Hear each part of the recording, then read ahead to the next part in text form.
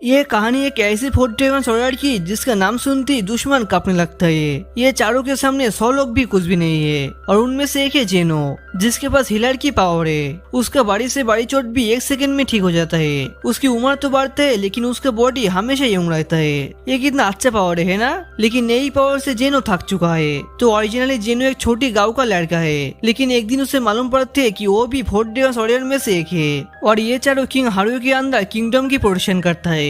इसके बाद हम वो चारों ड्रैगन्स की पावर देखता है, जिनमें से व्हाइट ड्रैगन गुएन, जिसके पास ड्रैगन हैंड है और उसका हैंड इतना शार्प है कि वो किसी भी चीज को फाड़ सकता है। और ब्लू ड्रैगन आबी, जिसके पास ड्रैगन आइज है, जिससे वो अपने दुश्मन को पैरालाइज कर सकता है। और ग्रीन ड्रैगन शूटेन, जो कि बहुत ही लंबा जंप मार सकते हैं। और इस सब से अलग है जेनो। कोई भी उसकी असली पावर नहीं जानता। उसका पावर काफी ज्यादा मिस्टीरियस है। सबको लगता है उसके पास सिर्फ हीलर की ही पावर है। और ये चारों के चारों ब्रदर्स है। हाँ, खून से नहीं, लेकिन ये सब के सब ड्रैगन गॉड से जुड़े हैं। और ये चारों का काम है इस किंगडम की रक्षा करना। और समय के साथ साथ किंग हारुओ के अंदर उससे किंगडम बहुत ही ज्यादा पावरफुल हो जाता है। जेनो को हमेशा से लगता था कि इन चारों भाइयों में से वो सबसे ज्यादा कमजोर है, क्योंकि उसकी पावर लोगों के लिए यूजलेस है। ग्रीन ड्रैगन उसे बोलता है, हाँ जेरो, तू हमेशा मेरे पीछे ही रहना, ठीक है, क्योंकि तू बहुत ही कमजोर है। वो लोग बातें कर रहे थे, तभी वहाँ पर किंग हारुओ भी आ जाता है। और किंग हारुओ सबसे ज्यादा जेनो से ही प्यार करता है, क्योंकि शायद उसे जेनो की पावर के बारे में कुछ पता था। वो जेनो को गले लगाकर कहता है, जेनो कभी भी अपने आप को शक मत करना, क्योंकि ये तो सिर्फ स्टार्टिंग है। आगे जाकर तुमको बहुत सारे मुसीबतों को सामना करना होगा। और ये लो, ये तुम रख लो, ये मेरे लिए बहुत खास था। जेनो सोचता है, किंग हारुओ ये मुझे क्यों दिया है और फ्यूचर में मुझे अकेला काम करना है, इसका क्या मतलब। और तभी वहाँ पर एक बंदा का बताते हैं कि उसकी किंगडम पर अटैक हो चुका है। ये सुनकर किंग हारुओ उस तीनों को भेज देता है लड़ने के लिए, क्योंकि वो तीनों पूरी आर्मी के बराबर है। जेनो भी फाइट के लिए जाना चाहता था। तो इधर हम देखते हैं कि वो तीनों मिलकर वॉर में तबाही मचा रहे थे। लेकिन उस दिन पहली बार था जब उसकी दुश्मन उन पर भारी पड़ जाता है। ब्लू ड्रैगन अपनी पावर से सबको पैरालाइज कर देता है, लेकिन इस वजह से वो भी पैरालाइज हुआ थे और यही उसकी पावर का वीक पॉइंट है। उसकी पावर की वजह से दुश्मन के साथ साथ वो भी पैरालाइज हुए थे। जेनो बैकअप के तौर पर ब्लू ड्रैगन को सेफ जगह पर ले जाने लगता है और तभी एक दुश्मन अचानक से जेनो की छाती में अटैक कर देती है, जिस वजह से उसका दिल कट जाता है। लगता है आज मैं मरने वाला हूँ। लेकिन तभी वो देखते हैं कि कुछ ही सेकंड में उसका चोट अपने आप हील हो गया। अभी मेरे साथ ये कैसे हुआ?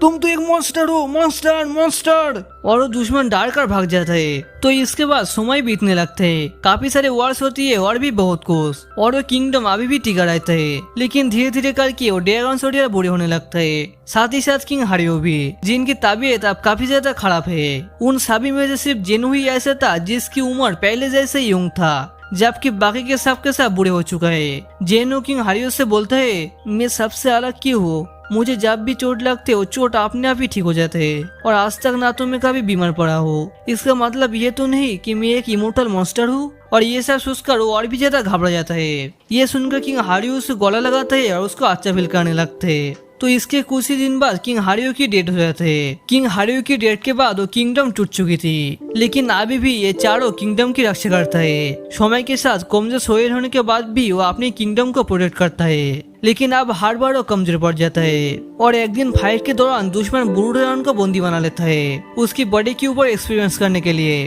तभी कैसे भी करके गुएन और सुजन मिलकर अपने भाई को बचा लेती है। लेकिन उस इंसिडेंट के बाद ये लोग फैसला करते हैं कि ये लोग किंगडम को छोड़कर चला जाएगा और अपनी बाकी लाइफ आराम से जीना चाहती है। किंगडम के लोग उन ऑर्डर्स को रोकने की बहुत कोशिश करता है, लेकिन ये लोग अपनी मन बना चुकी है। बट उन भाइयों में से सिर्फ जेनो ही इस किंगडम को छोड़कर नहीं गया था, क्योंकि वो लोगों से वादा करते हैं कि वो किंग हारुओ की किंगडम को जरूर बचाएगा और ये इस जगह को छोड़कर तभी जाएगा जब इसको लगेगा कि सब कुछ ठीक हो चुका है। और इसके बाद वो चारों के चारों भाई गुड लक बोलकर अपने अपने रास्ते में चला जाता है। सिर्फ जेनो ही अकेला रह जाता है। समय बीत जाता है और लगभग 10 साल बीत जाता है। वो अभी भी अपने भाइयों की खून को महसूस कर पा रहा था कि वो जहाँ भी है खुश है। और इस 10 सालों के अंदर जेनो कभी भी किंग हारुओ की एक भी सोल्जर को नहीं खोने दिया, क्योंकि जंग के दौरान वो अकेला ही जाता था और वो दुश्मनों के सामने अकेला मुकाबला करता था। वॉर में उसकी एंट्री होती दुश्मन कांपने लगता था। लेकिन एक दिन वो महसूस करते कि उसके सारे भाइयों की जिंदगी खत्म होने लगी है और एक एक करके वो और किसी को भी महसूस नहीं कर पा रहा था। ये महसूस करके वो काफी ज्यादा रोने लगते है,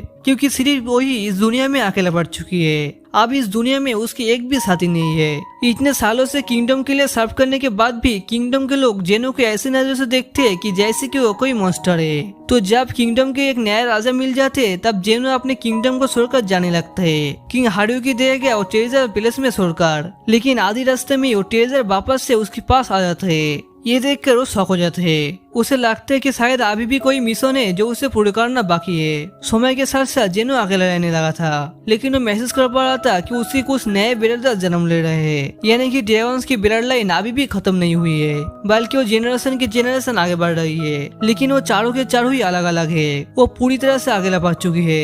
एक दिन जब वो पानी पी रहा था तभी उसी वक्त पीछे से उसे एक तीर लग जाती है और ये लोग व्हाइट ड्रैगन गाँव का लोग होता है। जेनो एक जगह पर सूख जाता है और अपने कंधों से उस तीर को बाहर निकलता है। उसे दर्द हो रहा था, लेकिन उसकी चोट ठीक हो जाता है। वो महसूस करते कि अगर वो इमोर्टल नहीं होता तो शायद इस तीर से वो मर जाता। ऐसा नहीं है कि उसे मारने से डर लगता है, बल्कि उसके भाई उसे वादा किया था कि वो इसके इंतजार करे। वो एक न एक दिन जरूर जेनो से मिलेगा और उसी उम्मीद के साथ जेनो जी रहा है। दिन बीतते जाता है, लेकिन जेनो अभी भी एक रास्ता भटकते हुए टेरावेल की तरह घूम रहा था। उसे नहीं मालूम था उसे कहाँ जाना है, लेकिन अब ऐसा लग रहा था कि वो उम्मीद हारने लगा है। उसने जीने की सारी उम्मीद छोड़ रही थी, पर एक दिन एक लड़की उसे जमीन में पड़ा हुआ देखकर उसे अपने घर में ले जाता है। उसका नाम काया और वो भी इस जंगल में अकेला रहती है। काया अपने खाना जेनो को देती है खाने के लिए, लेकिन जेनो गुस्से में बोलता है, मुझे नहीं खाना है, मैं मरना चाहता हूँ, मैं जिंदगी से थक चुका हूँ, तुम मेरी दर्द को नहीं समझ पाओगे। काया ये सब सुनकर काफी ज्यादा हैरान हो जाती है और उसी रात जेनो नोटिस करती है कि काया काफी ज्यादा बीमार है और उसे एक रेयर बीमारी है जो सोने से भी फैलती है, और इसी वजह से उससे गाँव वालों ने उसे बाहर निकाल दिया।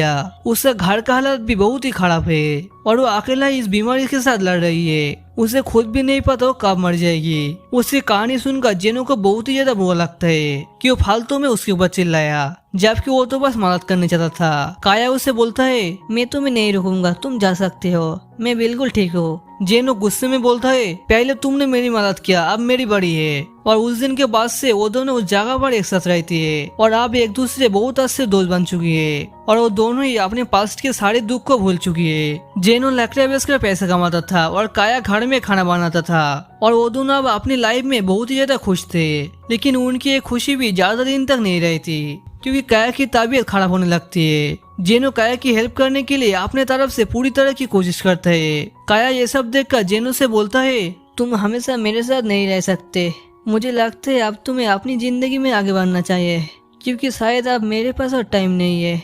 उसकी ऐसे बातें सुनकर जेनो को काफी ज्यादा बुरा लगता है, क्योंकि उसे लगा था कि अब उसकी जिंदगी अच्छे होने वाला है, लेकिन वो फिर से अगला पड़ने वाली है। रात में जेनो जंगल में जाकर ड्रैगन गार्ड से प्रेयर करने लगता है, हे ड्रैगन गॉड, प्लीज काया को बचा लो। अगर तुमने मुझे अमर बनाया तो कुछ लाइफ काया को क्यों नहीं दे सकते, प्लीज काया को बचा लो। लेकिन इतना रोने और भीख मांगने के बाद भी कुछ नहीं होता। काया अपनी आखिरी सांस ले रही थी। काया उसे वादा करते कि अगर उसे मौका मिले तो अपनी दूसरी जिंदगी में वो दोनों एक साथ रहेगी, और ये बोलकर वो भी मर जाता है। उसकी आखिरी बातों को सुनकर जेनो काफी ज्यादा गुस्सा होता है और रोने लगता है। आखिर क्यों, मैं कैसे किसी से दूसरी जिंदगी में एक साथ रह सकता हूँ, मेरी लाइफ तो खत्म ही नहीं होती है और मैं पुनर्जन्म कैसे हो पाऊंगा, क्या मैं हमेशा के लिए यहाँ पर ही फंस चुका हूँ। ये सब बोलकर काया की बॉडी को दफना देती है और इसके बाद वो फिर से अपने बोरिंग ट्रैवल स्टार्ट कर देती है। उसे नहीं पता था उसे कहाँ जाना है, इसलिए वो हर जगह भटकने लगता है। जब भी वो अपनी जिंदगी से हार मान लेता था तभी किंग हारुयुकी देह के वो क्रिस्टल उसे शांत कराता था, लेकिन उसे एक बार समझ नहीं आती थी कि इस क्रिस्टल अभी तक गायब क्यों नहीं हुआ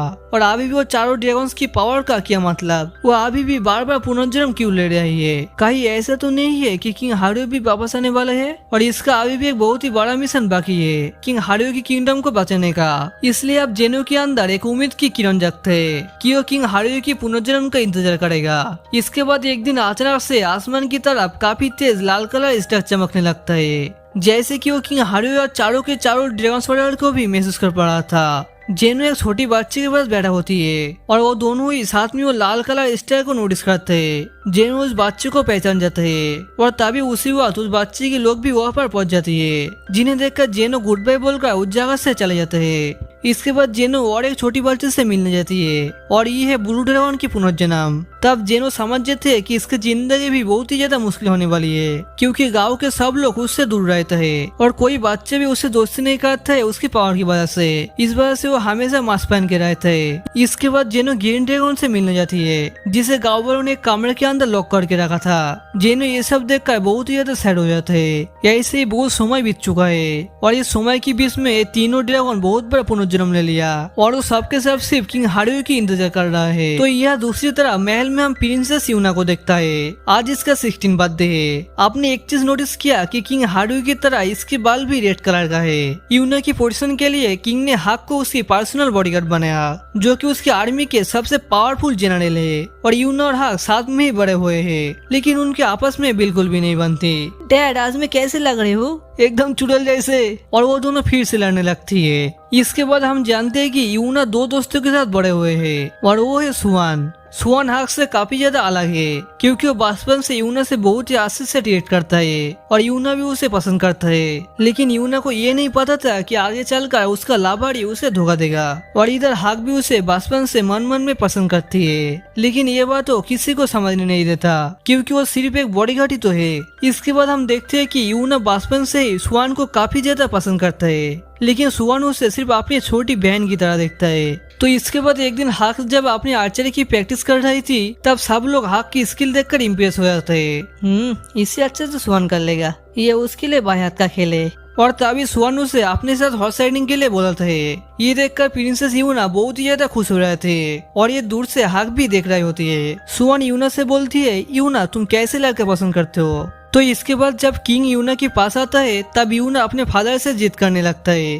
पापा मैं सुआन की पसंद करते हो और सुआन के साथ ही शादी करूंगा। नहीं, ऐसा कभी नहीं हो सकता। जिंदगी में पहली बार किंग उससे गुस्सा करने लगता है और उसके साथ सुआन की शादी मना कर देती है। ये सुनकर वो वहाँ से भाग जाता है। यूना को समझ नहीं आता है कि आखिर में फादर सुआन को क्यों पसंद नहीं करती। वो ये सभी सोच रहा था, तभी पीछे से कोई आकर यूना को पीछा करता है। यूना बहुत ही ज्यादा डर जाता है और वो भागते हुए एक कमरे में आते हैं, लेकिन उस कमरे में भी कोई उसका पकड़ लेती है। यूना यूना यूना पीछे मुड़कर देखते हैं कि ये सुआन है। सुआन यूना को डरा हुआ देखकर वो उस बंदे को ढूंढने के लिए बाहर जाता है, लेकिन तब तक वो गुंडा वहाँ से भाग चुका है। इसके बाद वो अंदर आकर यूना के पास आता है। सुआन को अपने पास देखकर वो अच्छा फील करता है। सुआन वहाँ से जाने ही वाला होता है, तभी यूना उसे अपने दिल की बात बोलती है। सुआन मैं तुमसे बहुत ही ज्यादा पसंद करते हो और मैं तुम्हें शादी करना चाहती हूँ। सुआन बोलता है, मैं जानता हूँ तुम मुझे पसंद करते हो। ये बोलकर वो वहाँ से चला जाता है। तो कुछ दिन बाद यूना की बर्थडे पार्टी होती है। वहाँ पर सभी लोग बहुत ही ज्यादा खुश थे।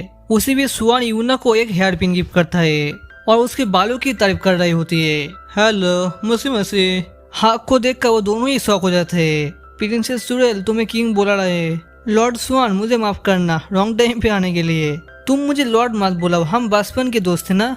नहीं, मैं अपने जगह जानती हूँ। तभी हक नोटिस करते हैं कि आज महल में कुछ न कुछ तो गड़बड़ है। लॉर्ड सुआन प्लीज यूना की रक्षा करना, मुझे अब जाना होगा। हक को सुआन के ऊपर बहुत भरोसा था, क्योंकि वो सुआन और यूना तीनों ही बचपन का दोस्त थे। तो रात के टाइम हम यूना को देखते हैं, जो कि आखिरी बार किंग के पास जा रही होती है। आज मैं पापा को मेरे साथ सुआन की शादी के लिए मना कर ही रहूंगा।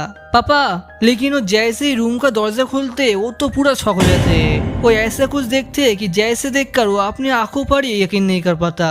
पापा पापा सुआन प्लीज डॉक्टर को बुलाओ।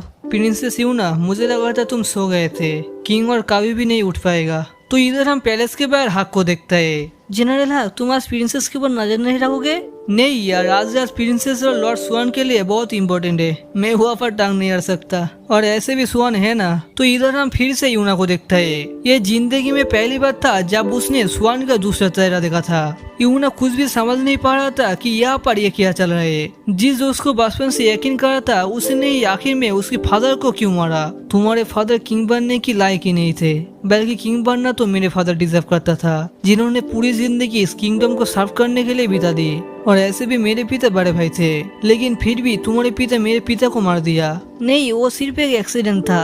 यूना ये सिर्फ मेरा एक बदला है, लेकिन इसमें मैं तुम्हें घसीटना नहीं चाहता था। इसलिए रात के टाइम मैंने तुम्हारे पिता को मर्डर किया, बट मुझे सांस में यकीन नहीं था कि तुम यहाँ पर पहुंच जाओगे। ये सब सुनकर यूना पूरी तरह से टूट जाती है। मैं यहाँ पर सिर्फ हम दोनों की शादी के लिए पापा को मनाने आई थी। ये सुनकर सुहान काफी ज्यादा शौक हो जाते। उसे यूना के लिए बुरा लगते, लेकिन वो कुछ नहीं कर पाता। और तभी वहाँ पर सुहान के बाकी लोग भी आ जाते हैं, और इसका नाम है किसुक। लॉर्ड सुहान, मुझे लगता है इस लड़की को भी मार देना चाहिए, क्योंकि ये सब कुछ जान चुकी है। सुहान भी उसे मारने की ऑर्डर देती है। ये सुनकर यूना काफी ज्यादा डर जाते हैं और घबराते हुए यहाँ से भागने लगता है, लेकिन अंत में सुहान के लोग उसे पकड़ लेते हैं और वो लोग उसे मारने ही वाला होते।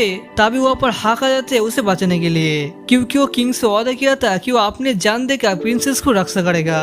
यहाँ पर क्या हो रहा है लॉर्ड सुहान? मुझे माफ करना प्रिंसेस, थोड़ा लेट हो गया, लेकिन अब तुम्हें कोई छू तक नहीं पाएगा। तुम सिर्फ एक नौकर हो, आज से तुम्हारा न्यू किंग है लॉर्ड सुहान। मैं जानता हूँ तुम कमाल का हो, इसलिए तुम हमारे साइड पे आ जाओ, हम तुम्हें ऊंची रंग देंगे। ये सब सुनकर हाक को बहुत ही ज्यादा गुस्सा आता है। उसे भी यकीन नहीं होता कि उसके बचपन के दोस्त कैसे किंग को मार सकते हैं। गुस्से में वो युवान से लड़ने लगता है। इन सब गुंडे के लिए वो अकेला ही भारी पड़ रहे थे, लेकिन तभी एक गार्ड प्रिंसेस यूना को पकड़ लेता है। हाक, तुम्हारा हथियार फेंक दो, नहीं तो। ये देखकर हाक अपने हथियार को नीचे रखता है। हाक, अब तुम भी मरने वाले हो। लेकिन तभी कहाँ से कैरो आया थे, इससे वो सारे गार्ड डिस्ट्रैक्ट हो जाते और इस मौके का फायदा उठाकर हाक प्रिंसेस को लेकर भागने लगता है। और ये तीर मारने वाला प्रिंसेस की एक लॉयल गार्ड थी। वो लोग देखते हैं कि यहाँ पर चारों साइड पर गार्ड मौजूद है। मिन्सू, ये तुम क्या कर रहे हो? इससे तो तुम नहीं बच पाओगे। हाँ, तुम मेरी चिंता मत करो, तुम प्रिंसेस को लेकर यहाँ से भाग जाओ। हम देखते हैं कि मिन्सू प्रिंसेस के कपड़े लेकर उन गार्ड्स को अपने पीछे भागने लगता है, लेकिन अंत में वो लॉयल गार्ड तीर से मारा जाता है। यहाँ दूसरी तरफ हम यूना और हाक को देखते हैं, जो कि चलते चलते पैलेस के पास जंगल में आ जाते हैं। लेकिन अभी तक यूना शौक में था।